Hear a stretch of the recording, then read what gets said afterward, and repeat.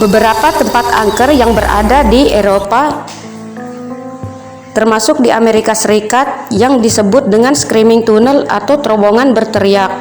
Screaming tunnel, yang berarti terowongan berteriak, terletak di wilayah yang menjadi bagian dari air terjun Niagara.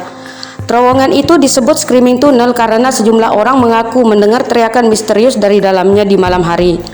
Menurut cerita warga setempat yang dikutip dari Liz Perse, menampakkan hantu dalam wujud teriakan di terowongan itu bermula dari riwayat tragis seorang gadis muda di masa lalu.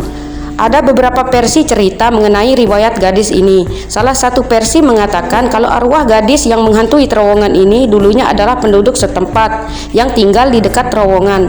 Suatu hari rumah gadis itu terbakar. Ia berusaha menyelamatkan diri dengan tubuh yang sudah tersambar api. Begitu sampai di terowongan, gadis itu pun meninggal. Versi lainnya mengatakan kalau gadis tersebut adalah korban pembunuhan. Dia mati karena dibakar oleh ayahnya sendiri yang sedang marah.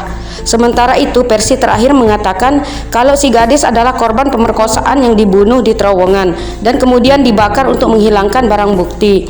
Menurut Liz Perse, mitos yang beredar di kalangan penduduk setempat adalah jika seseorang menyalakan korek api di dalam terowongan tersebut pada malam hari, api tersebut akan langsung padam dan disusul dengan jeritan memilukan wanita yang bersumber dari dalam terowongan. Sekarang tempat itu populer dikunjungi oleh para pecinta misteri dan kisah paranormal. Kemudian terowongan Meriton, yang mempunyai nama resmi Grand Trunk Railway, adalah sebuah terowongan kereta api yang terbengkalai yang ada di Thorold, Ontario, Kanada. Terowongan ini populer dengan nama Blue Ghost Tunnel atau terowongan hantu biru, sebab terowongan itu konon dihantui oleh sosok-sosok hantu berwarna biru.